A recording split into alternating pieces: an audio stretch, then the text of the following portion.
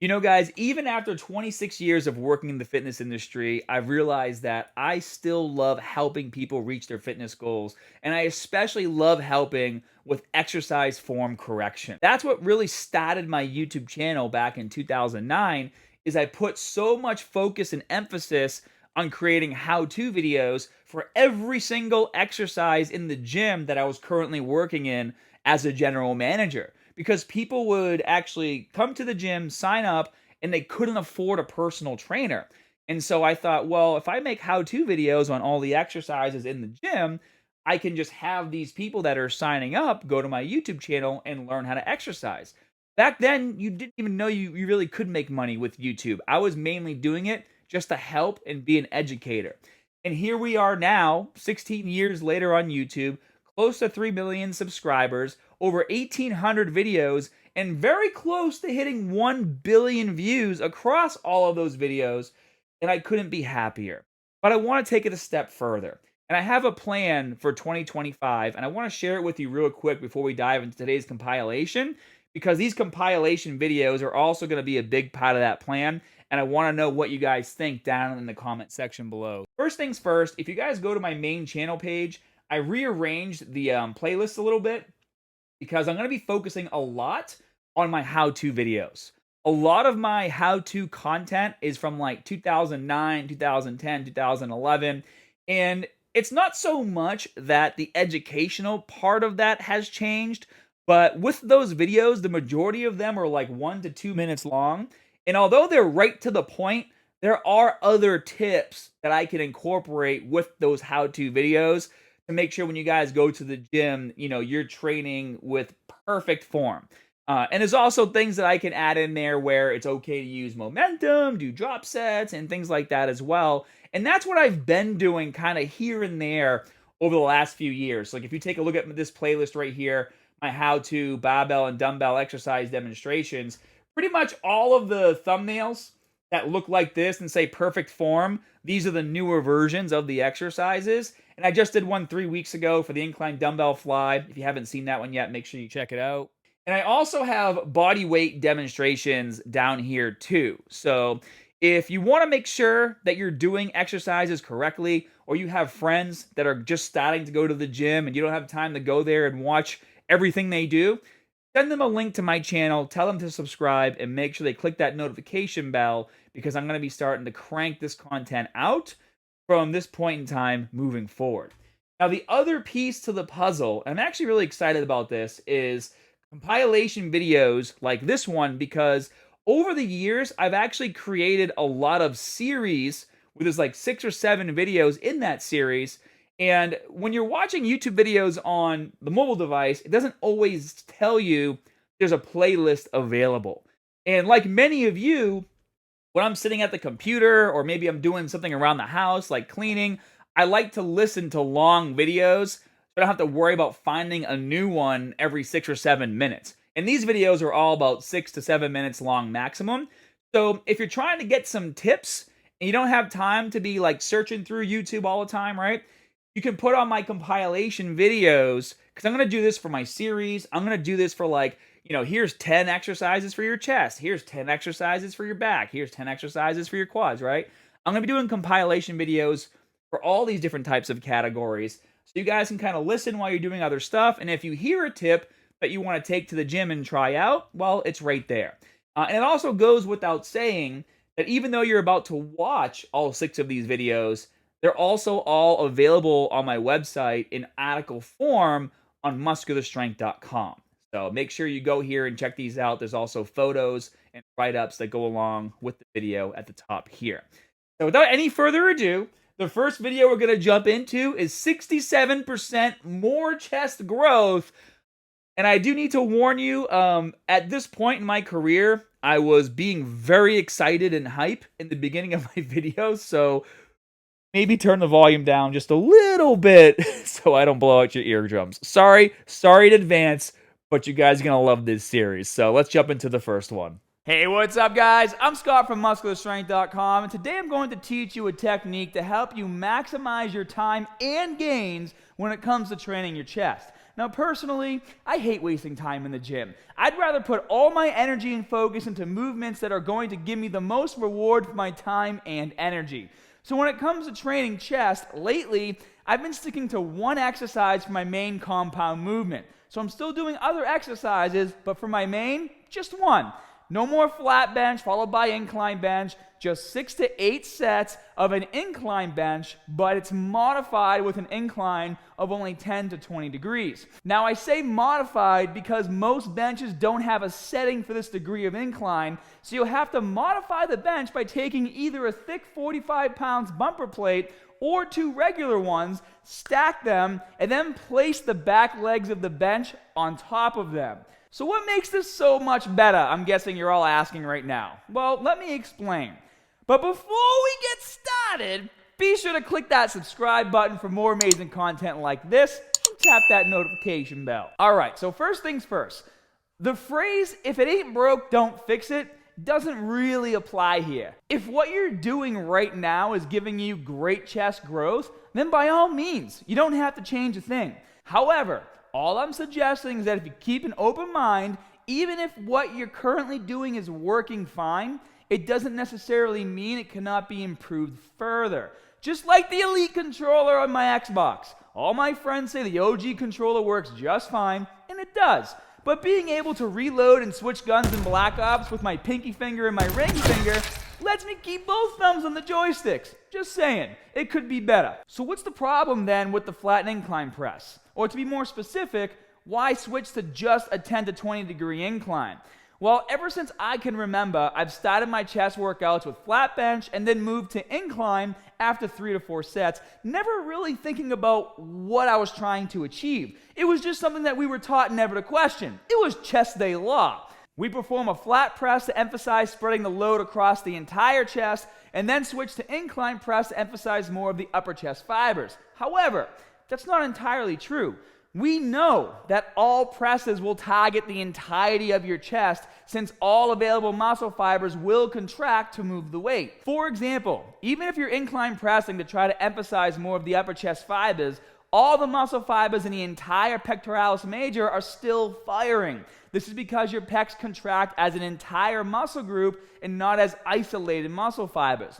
The problem, however, with incline pressing, even when you're using the first incline degree setting on the bench, is that the angle is a bit too steep, which leads to more deltoid activation. As for the flat bench, in my opinion, the angle is a bit too flat, which leads to more triceps activation throughout the movement.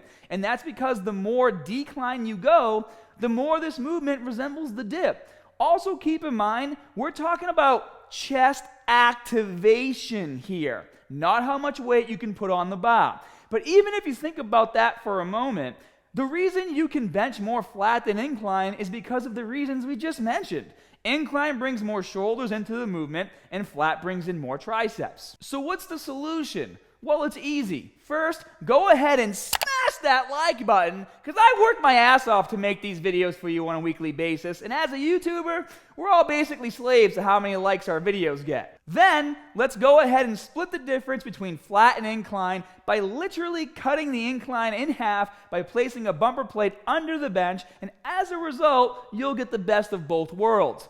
A lot of you might even find that this technique will also help alleviate some shoulder pain you might be feeling when benching. So quick recap, guys. Why do 6 to 8 sets of this and not 4 sets of flat followed by 4 sets of incline? Well, it's simple. Are you here to impress a bunch of dudes with how much weight you can flat bench? Or are you trying to build muscle so that when you walk into a room, all eyes are on you? Too often, I think we forget that for the majority of us, building muscle is our goal, not impressive weight on every single lift, which is why I read a lot of ignorant comments when I suggest new and different techniques like this. And now to address the final question I bet you all have been waiting for the entire video.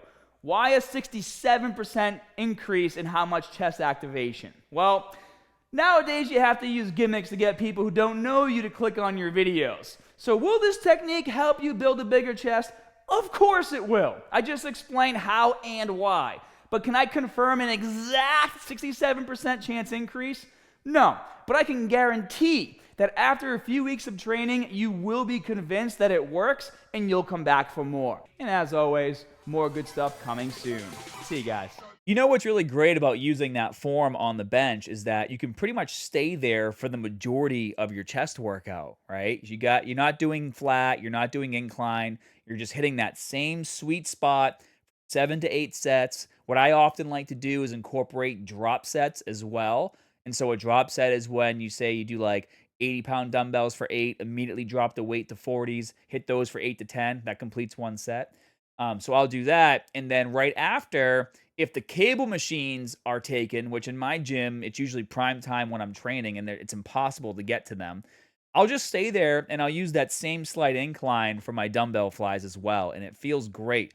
Just make sure you do watch that video then on the incline dumbbell fly, that how-to video I just mentioned, because if you're not packing your shoulders correctly when doing flies, it can cause some issues for you. So without any further ado, we're going to jump into the next 67% growth series, and it's for triceps. What's going on, nation? I'm Scott from MuscularStrength.com, and today I'm going to help you achieve 67% faster triceps growth. Seriously, guys. So if you notice 66% or 68%, make sure you comment down below immediately, because your gains and possibly your life could be in danger.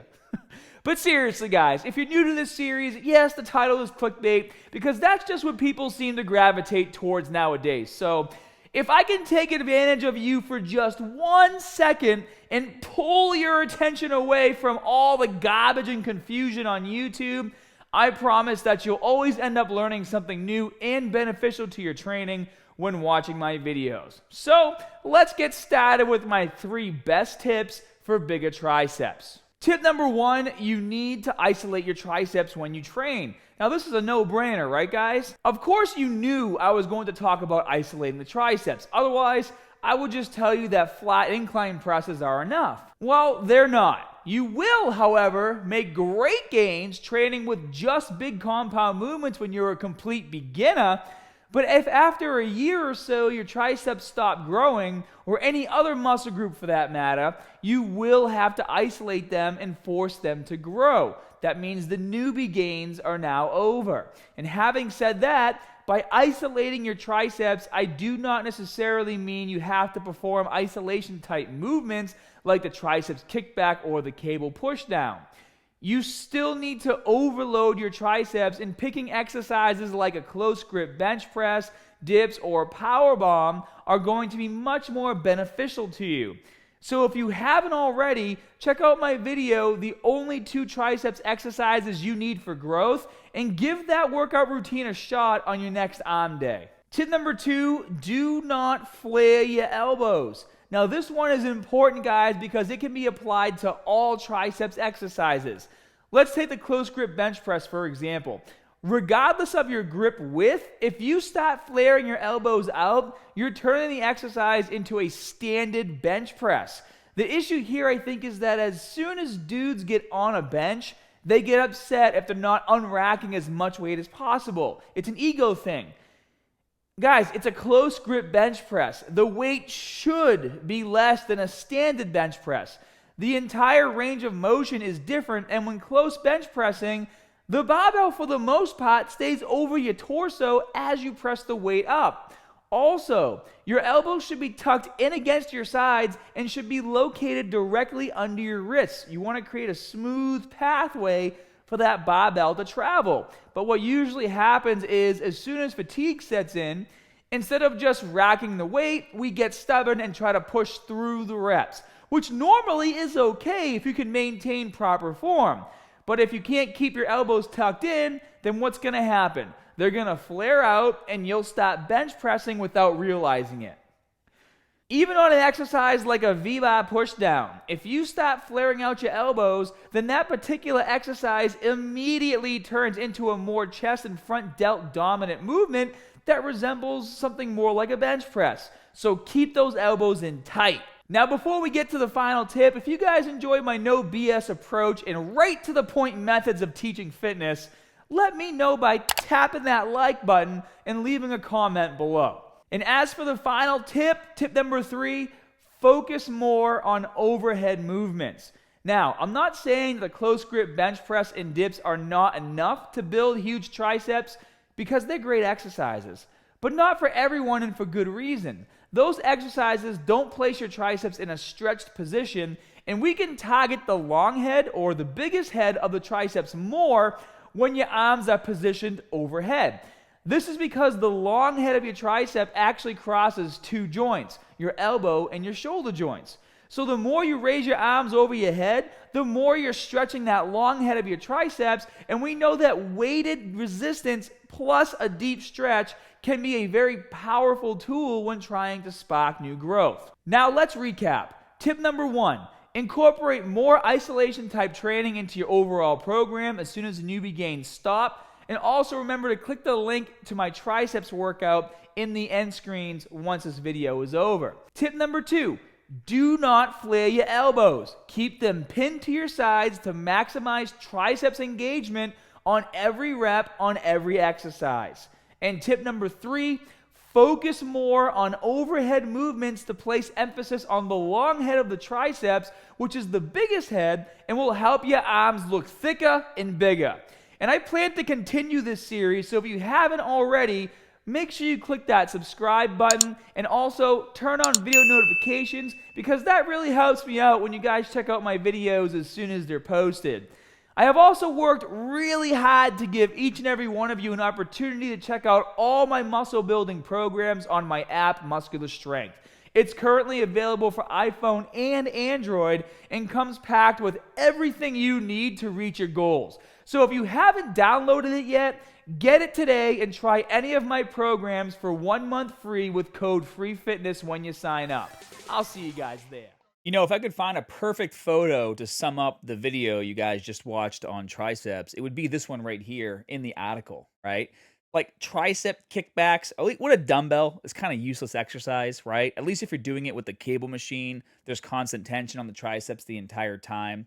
When doing it with a dumbbell, I mean, once your arm starts to go down, there's really not a lot of tension on the triceps.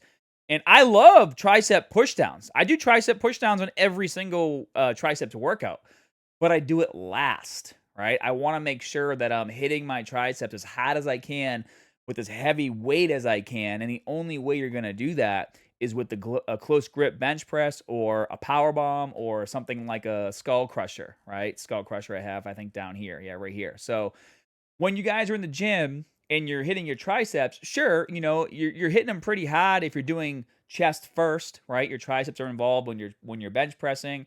Also, they're involved when you're shoulder pressing, right?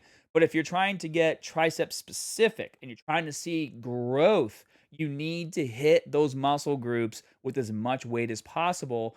And the exercises that are going to allow you to do that are going to be something like the power bomb, skull crusher, weighted dips, right? And of course, the close grip bench press. So now we're going to move into back. So make sure you guys pay attention. This is a really good video if you have some lagging lats. Hey, what's going on, nation? Before we dive into today's video, I want to thank all of you for liking and applying the tips I gave you in the chest video. Not only did you guys try out the tips, but many of you also reported exactly 67% more chest growth after just a few days, which is amazing.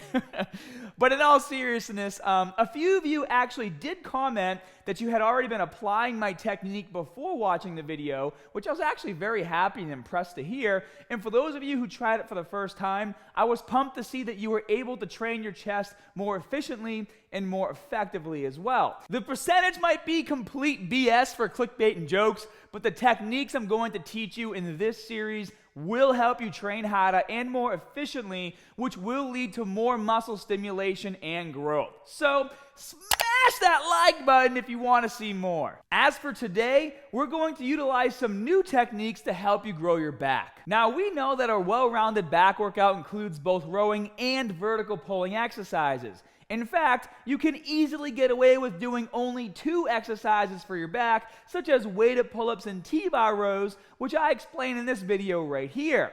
But what if we could perfect those movement patterns with 2 universal tips? Well, we can. Tip number 1, perfect your rowing technique. And this goes for any variation of the row.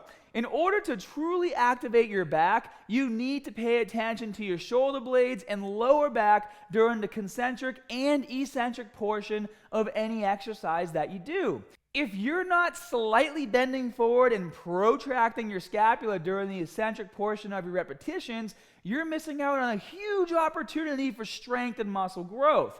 That's because this technique will better target your rhomboids, rear delts, and traps, and all those muscles are responsible for moving the shoulder blades. Believe it or not, keeping your shoulder blades stiff during the movement will only activate those muscles for stabilization purposes, and they won't really be doing any of the actual work. Let's take the seated cable row for example. Unfortunately, most trainers teach to stay upright and just pull your arms back into scapular retraction. But this is only half of the movement, guys. As you bring your arms forward, you need to fully protract your scapula and slightly lean forward with your chest up. This is the only way you can maximize the stretch on all the muscles in your back. And if you can't keep your chest up as you slightly lean forward, you have to lower the weight and learn proper range of motion, especially if you've never done this before. You guys have to understand that if you've been training for a while now, only staying upright the entire time,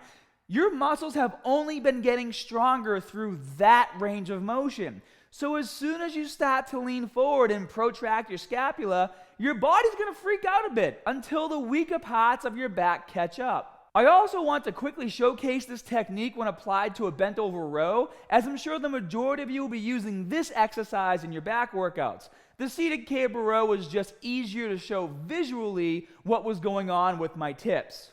So apply the same form, guys. As you lower the weight, make sure you protract your scapula and slightly bend over a bit more while keeping your chest up as much as you can until you feel a deep stretch in your lats before rowing the barbell back up.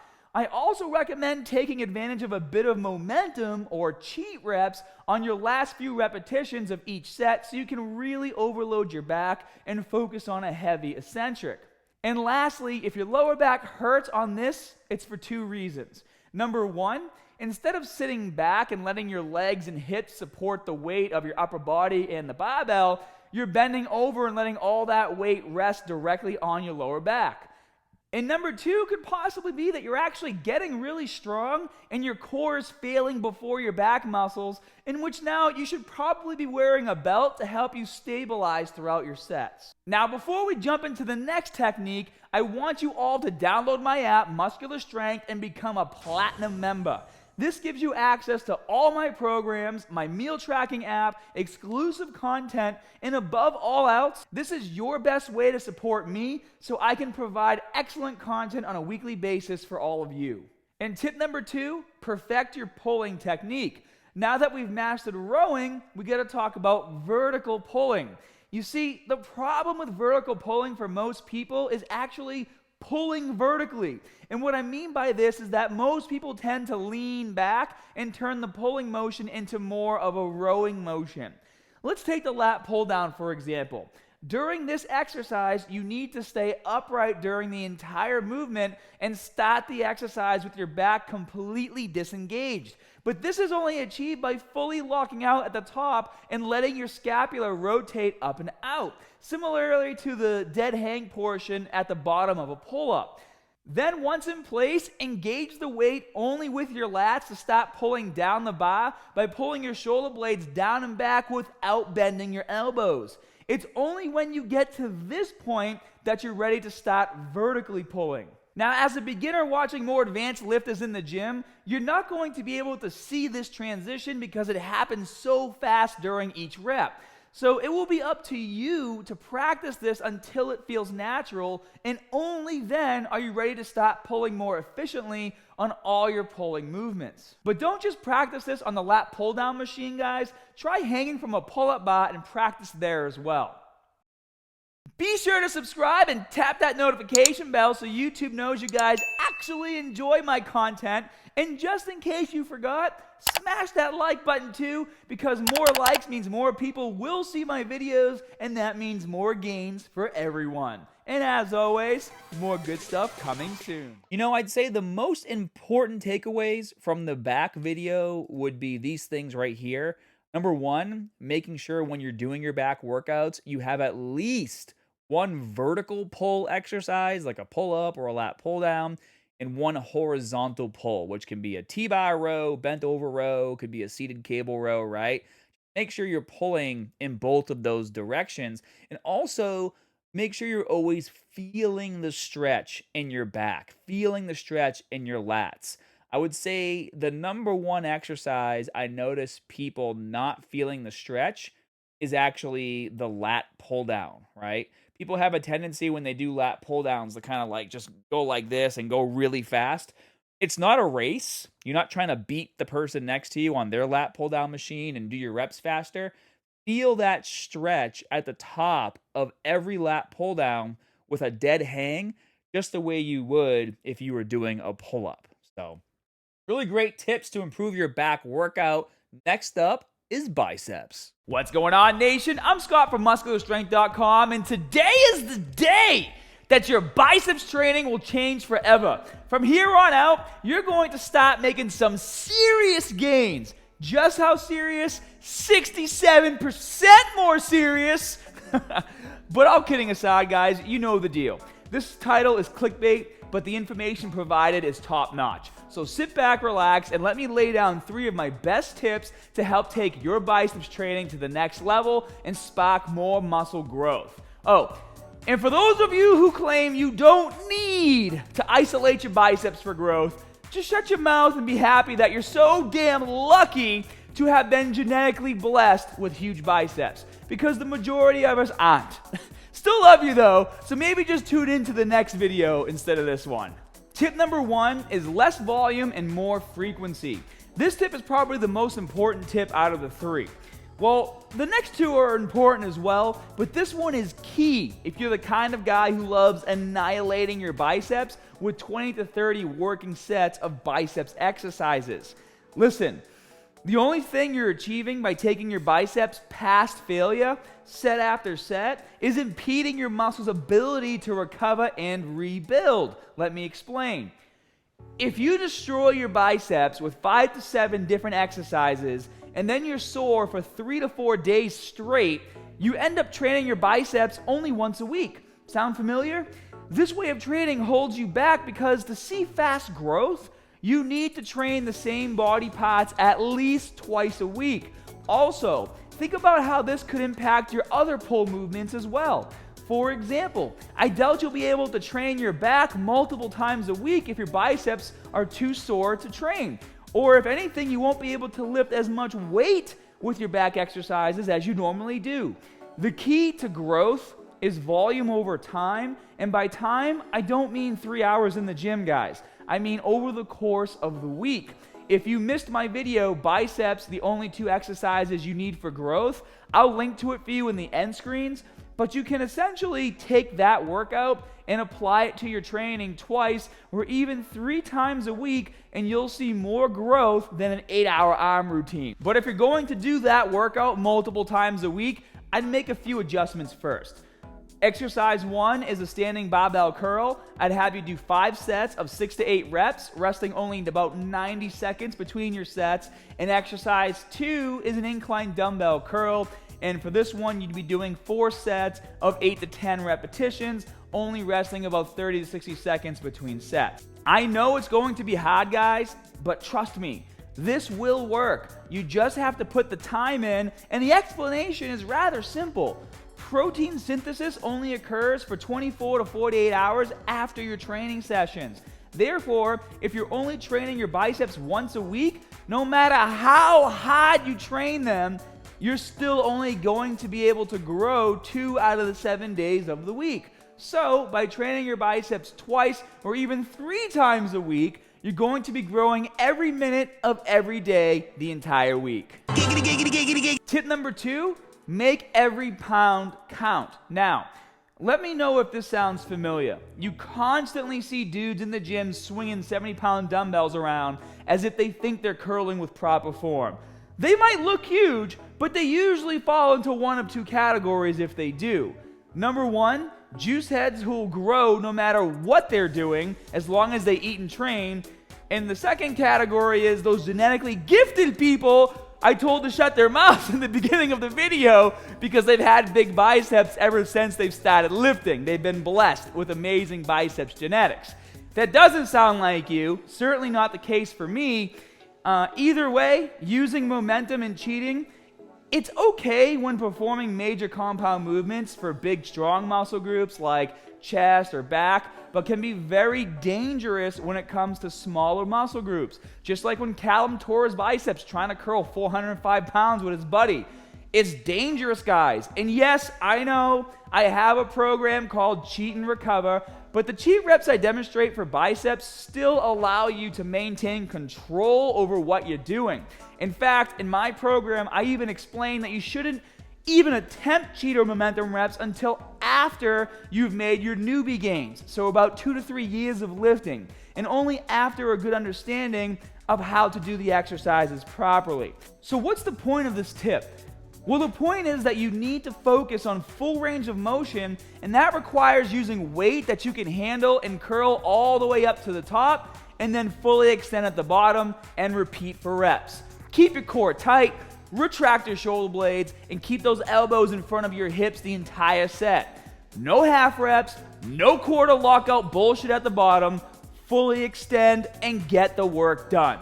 And now before we get to tip number 3, if you're enjoying this series, let me know by tapping that like button. And if you want to make sure you don't miss the next video, guys, all you have to do is subscribe and turn on video notifications. And the third and final tip is sneak some biceps training into your back workouts. Now, this tip applies to whatever workout program you're currently following, whether it's a push-pull legs, a full body program, upper-lower, or whatever. By making some slight adjustments to your back training, you can incorporate more biceps activation, which over time will help you sneak in more workload and help you build more muscle. All you have to do is switch up your grip on some back exercises. For example, if you're currently training with pull-ups for your back, which you should, switch to chin-ups. This will immediately engage your biceps more without affecting your back training to a great deal. Your lats will still activate pretty much the same, but your biceps will be put in a better position to pull, which is why you can pull more weight this way. Your biceps are assisting the movement. Some other examples are barbell bent over rows and lat pull downs. Just switch to an underhand grip, guys. So if you want to give this a try, let's say you're performing 4 sets of a barbell bent over row, hit 2 sets with an overhand grip, and then hit 2 sets with an underhand grip. It's really that easy. I hope you guys learned some good tips today to help take your training to the next level. And if you know someone who could benefit from this information, please share the video with them. The only way we can overcome the amount of pure garbage on YouTube as a community is by sharing content that is geared towards actually helping others. And as always, more good stuff coming soon. You know, if I'm being honest, guys, lately for my bicep workouts, I do them at the end of my back training because I like to train 5-day bodybuilding split, like probably a lot of you do as well. So I hit my back as hard as I can, which is going to pre-exhaust my biceps. And then usually what I'll do something like an alternating dumbbell curl, and I'll superset that with a reverse curl. Then after I'm done doing that, I'll do some heavy seated hammers, and I'll actually use a bit of momentum, and I'll focus on controlling the negative. And I talk a lot about that in the article as well, right? It's less volume, more frequency. A lot of guys want big biceps because that's what you see, like in front facing. It's like big chest, big biceps. That's your profile when people look at you. And you'll get a lot more growth out of your biceps or any lagging area if you focus less on doing more volume on day 1 in the gym and have more frequency where you're training your biceps 2, maybe even 3 times, depending on what your workout schedule is like. That's the key to growth. So lots to keep in mind when you're doing your biceps training. And now that we're done talking about biceps, let's talk about how we can get those delts to grow a bit faster. So delts are up next. What's going on, nation? Today, I'm finally going to show you how to accelerate your shoulder gains by not 65, not 66, but a massive 67%, but not 68%. That's just crazy. You heard of this thing, the 8-minute abs? Well, this is gonna blow that right out of the water. Listen to this. 7-minute abs. But in all seriousness, guys, the title is clickbait just to get your attention. But as always, the information here is top notch. And if you've missed any of the other previous videos in this series, just click the playlist link above to check them out. So, the master tip I want to share with you guys to help accelerate your overall shoulder growth is this. If no matter what you do, you never actually feel your delts working while training them, or you never get soreness in your delts after training them, that typically means your mind-muscle connection is very poor. More than that, it means you're probably letting other muscle groups take over during each exercise when training your delts, and this definitely is the reason why your shoulders are still underdeveloped. So what's the solution here? Well, it's actually quite obvious if you think about it. You need to learn how to engage your front, middle, and rear deltoids when training. Generally speaking, you don't really need to isolate your deltoids. Even with my own clients, heavy pressing exercises such as the overhead press, incline press, dips, and close grip bench press are enough to properly activate all three deltoid heads and see growth. In fact, I bet if you just train with more sets of heavy compound movements like these versus isolation type movements, you would see much faster growth overall in your entire body. But there are some cases where some people just have such a poor mind-muscle connection to the deltoids that they tend to perform these movements only properly activating their triceps, chest, back, traps, and virtually every other muscle but the three deltoid heads. So if this sounds like you, this is why you're not growing, and here is what you need to do. First, take a deep breath, kick your ego to the curb, and let's start training with some lighter weights so that you can finally learn what it truly feels like to properly activate your deltoids when training. Now, let's be clear. I'm not saying that light weights are better for overall growth. Progressive overload combined with volume will always be king. But utilizing lighter weights for the time being will help establish a much stronger mind-muscle connection to the deltoids so that when you go back to your heavy compound exercises like the overhead press, your deltoids will be firing properly on every repetition.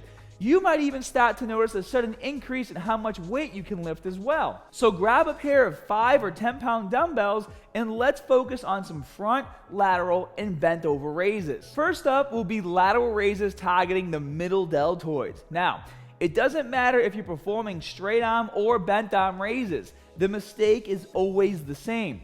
Most people only focus on lifting their arm up versus lifting their arm up and away from their body. This slight change in form will be the difference between engaging more traps or more middle deltoid during the movement. So what you want to do is simply keep your shoulder down and almost raise the dumbbell away from your body like you're trying to keep your wrist away from your head.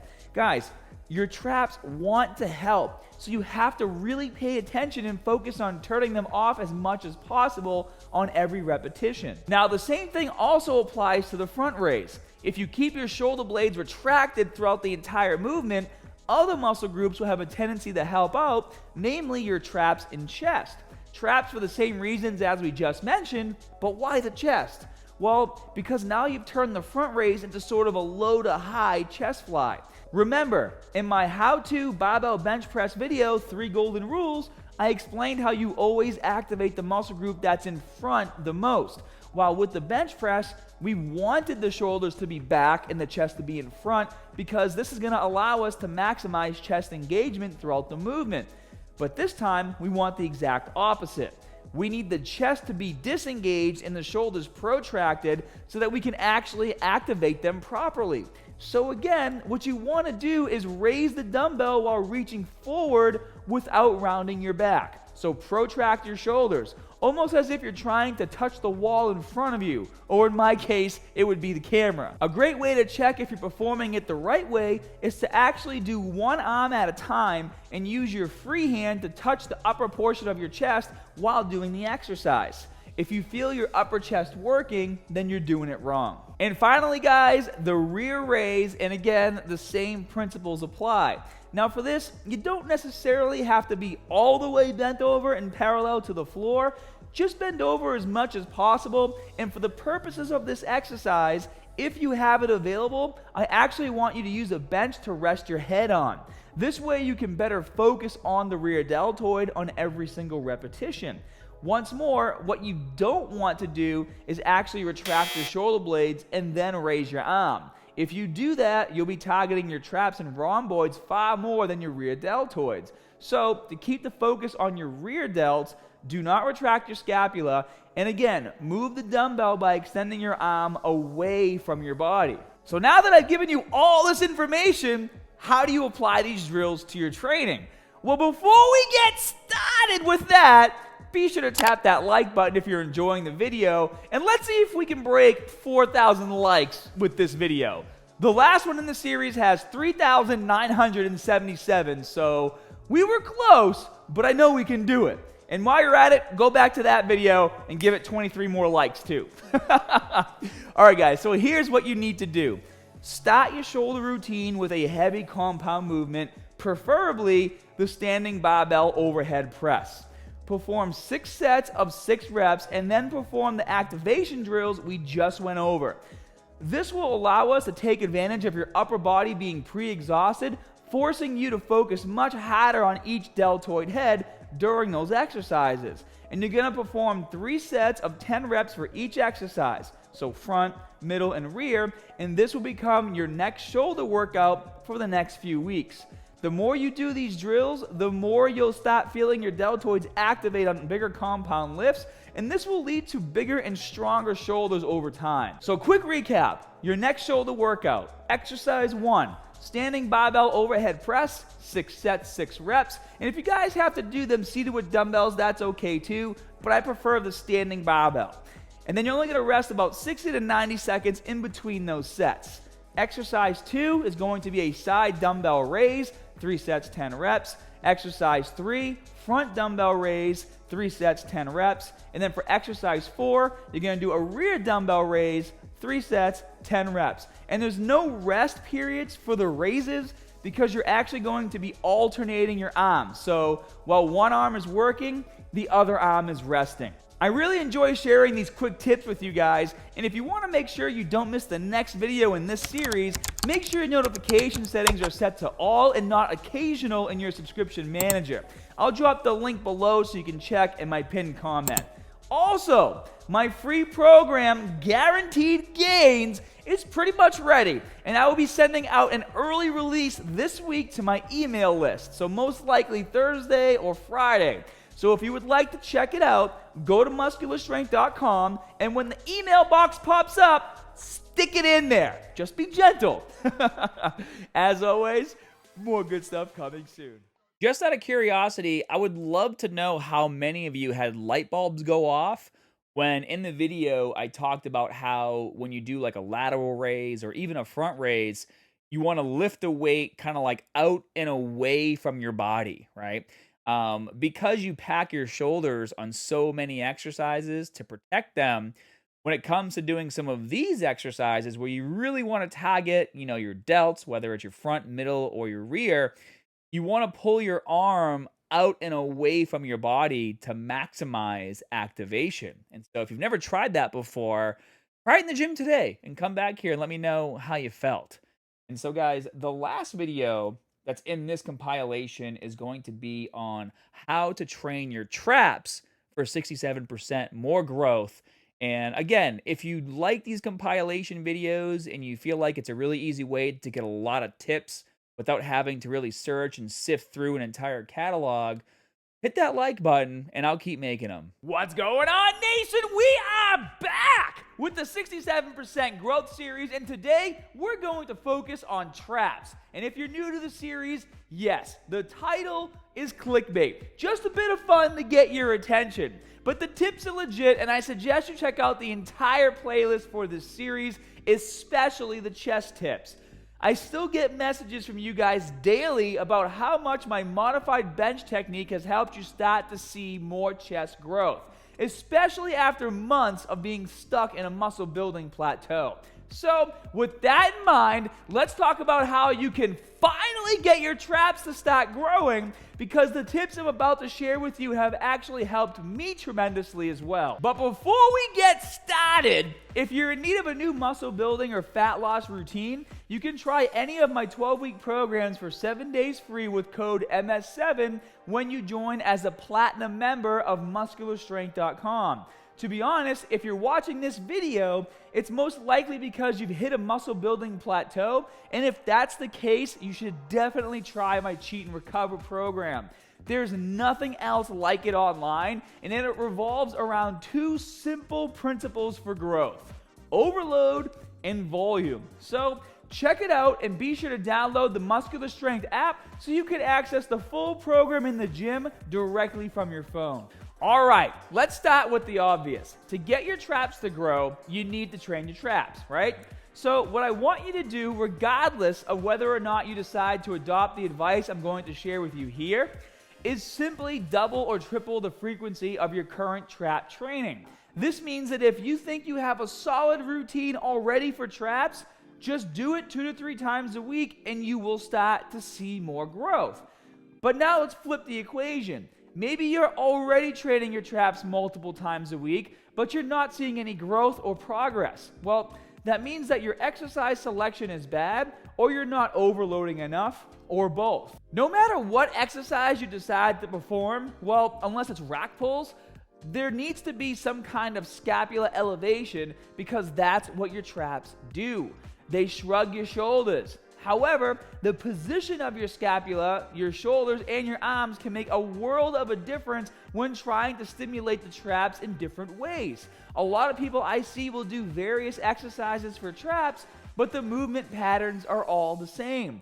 For example, if you're always performing standard dumbbell shrugs or barbell shrugs for your traps, it's no wonder why your traps have stopped growing and why you're not getting stronger with this movement. Thinking of my own growth, that's exactly how I was able to surpass my plateaus. I used to perform only rack pulls or only shrugs, so I decided to add some spice to my trap training, and I introduced a killer superset that's going to fry your traps by combining mechanical tension and volume in order to force your traps to grow. So for this superset, you're going to combine the barbell shrug with the reverse barbell shrug. But you're not just going to walk in and move your shoulders up and down. We're actually going to focus on power shrugs. This means we're going to overload as heavy as we can and use a bit of momentum during the concentric phase of the movement. So load up a barbell with as much weight as you can handle for 8 to 10 reps of a barbell shrug, grab your wrist straps, and hold the barbell with your hands just outside of shoulder width apart. Once in place, begin to power shrug, trying your best to hit that 8 to 10 rep range.